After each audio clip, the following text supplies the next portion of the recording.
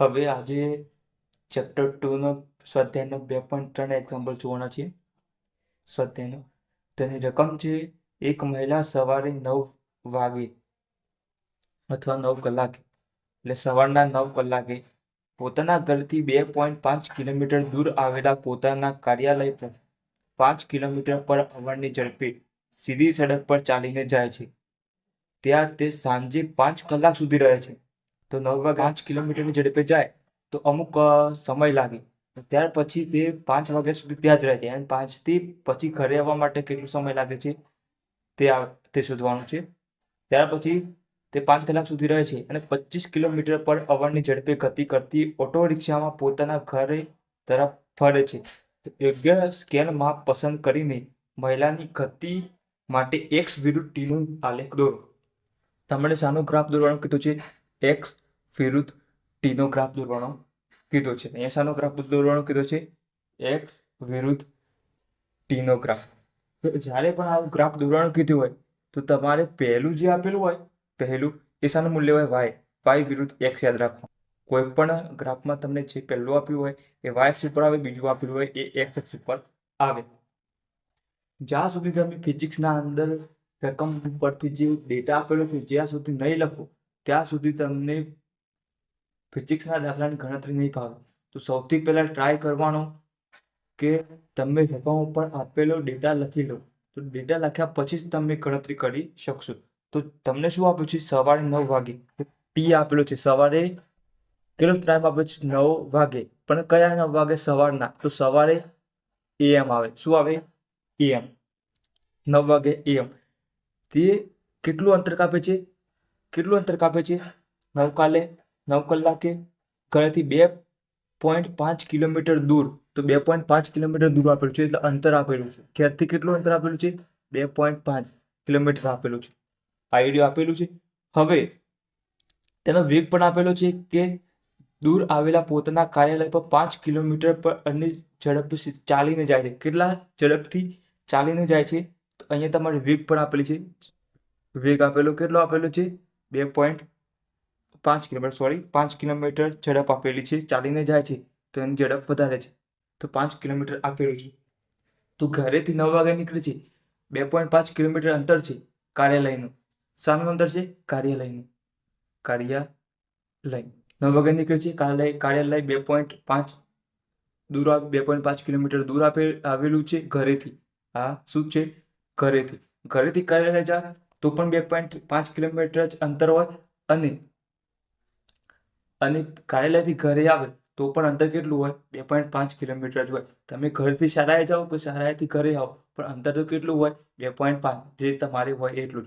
Kilometre હોય તો kilometre, 2 kilometre હોય 2 કિલોમીટર, 3 કિલોમીટર હોય તો 3 કિલોમીટર. આટલું આપેલું છે. પણ અહીંયાથી 9 વાગે ઘરેથી નીકળી છે. તમે માની લો કે શાળાએ 10 વાગે નીકળો છો ઘરેથી તો કમ્પ્લીટ 10 વાગે જ પહોંચી જાવ? ના, તો 15 મિનિટ જેટલો ટાઈમ રહેતો હોય તો 9 ને 15 મિનિટ થાય. 9 તો અહીંયા ટાઈમ એવું આપેલું નથી કે કાર્યાલય પહોંચવા માટે કેટલો સમય લાગે છે, પણ અંતર આપેલું છે અને વેગ આપેલું છે. તો તેના પરથી આપણે શું શોધવાનું છે? ટી શોધવાનું છે. શું શોધવાનું છે? અહીંયા આપણે શું શોધવાનું છે? સમય શોધવાનો છે. તો આપણે અહીંયા સમય શોધીશું જે આપણે ગ્રાફમાં દોરવાનો છે. ટી બરાબર અહીંયા શોધવાનું છે. તો એ ભાગ આપણે અહીંયા બાકી રાખીએ છીએ. બાકી રાખ્યો. હવે આવવાનું શોધી લઈએ. આવવાનું જે ડેટા આપેલું છે એ લખી લઈએ. તો અહીંયા તમને શું કહે છે? તે ટી બરાબર 5 PM. અહીંયા જોજો, સાંજના 5 વાગે કીધું છે. રકમમાં જોજો ખાસ, 5 PM. તો એ અંતર કેટલું હશે? અંતર તો સમાન જ હશે. મેં પહેલા વાત કરી હતી ઘરેથી કાર્યાલય જાવ, કાર્યાલયથી ઘરે આવો, અંતર તો 2.5 કિલોમીટર જવાનું. એક્સ બરાબર કેટલું છે? 2.5 કિલોમીટર. હવે જે આવવા માટે એ ઓટો રિક્ષાનો ઉપયોગ કરે છે.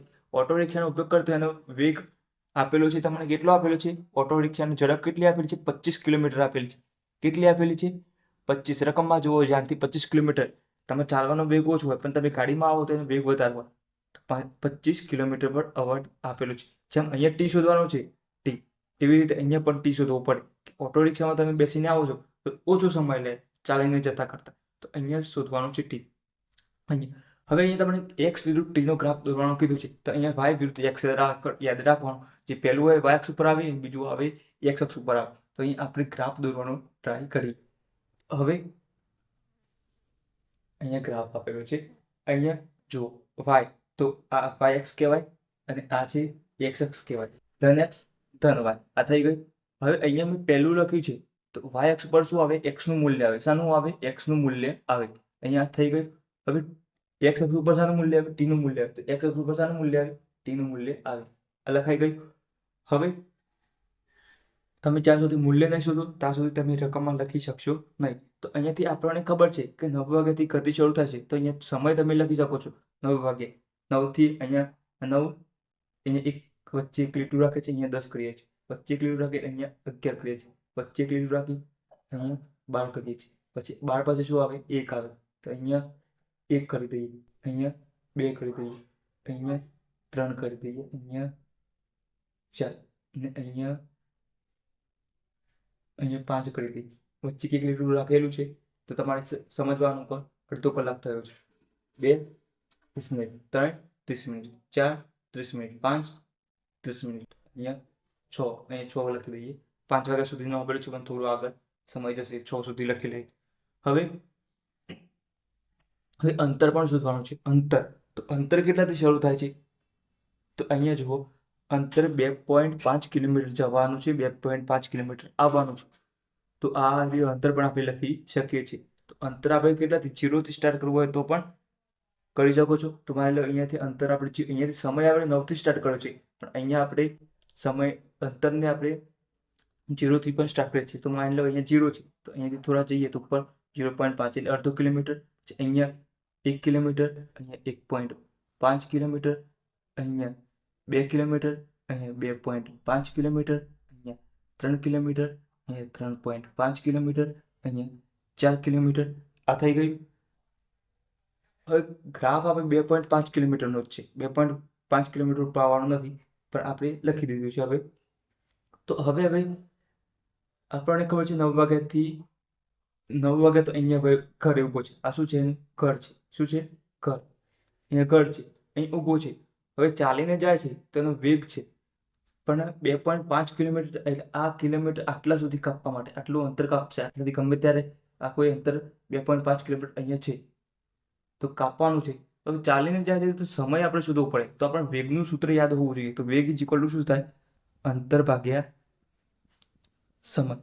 સમય આ ઉપર એક્સ કહેવાય, નીચે ટી કહેવાય અને આ વી કહેવાય. તો આપણે ટીને કરતા બનાવવાનું છે. તો ટી બનાવીએ તો શું થાય?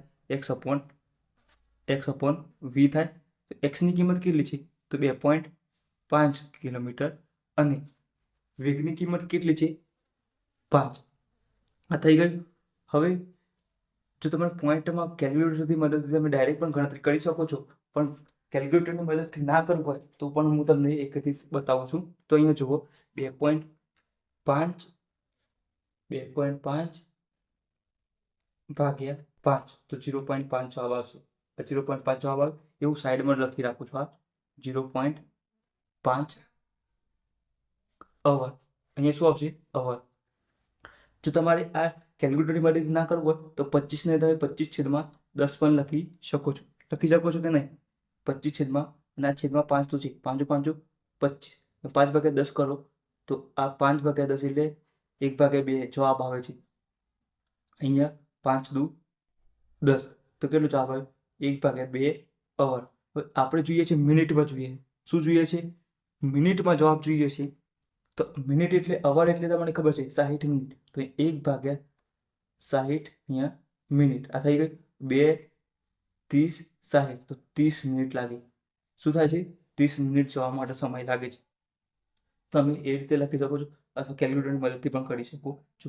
તો માની લો કે આ 9 છે, આ 9.5 છે અને આ 10 છે. તો આ 9.5 એટલે 30 મિનિટ કહેવાય. 9 અને 30.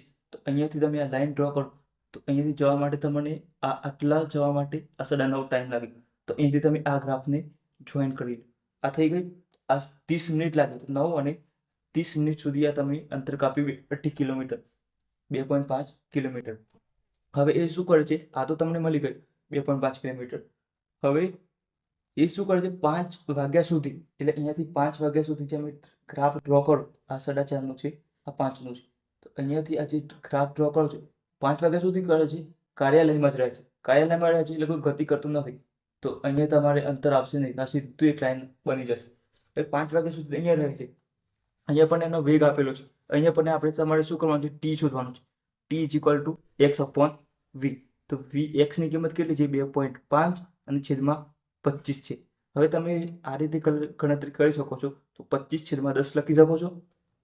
2.5 ને અને છેદમાં 25 છે, તો 25 કેન્સલ, તો 1/10 કલાક થાય. તો કલાકને ફેરવવા હોય તો અહીંયા તમે 1 કલાક બરાબર 60 લખી શકો છો.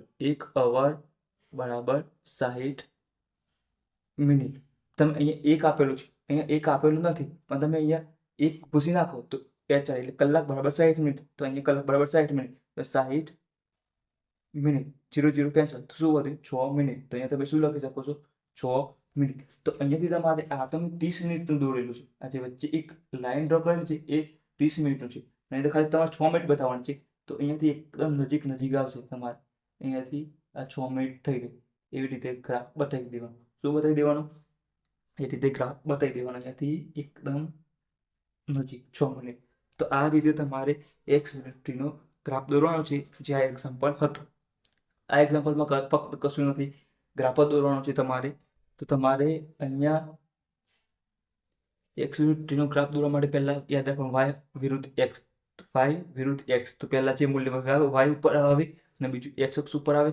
જે ડેટા આપેલો છે એ લખી દેવાનો. સૌથી પહેલાં ડેટા, તેના પછી એને 2.5 કિલોમીટર વેગ 5 કિલોમીટર અવરની ઝડપે 2.5 કિલોમીટર કાપવું હોય તો સમય કેટલો લાગે એ સુધી લેવાનું. તો અડધો કલાક લાગે, તો અડધો કલાક માટે આ ગ્રાફ દોરી દેવાનું. આટલું.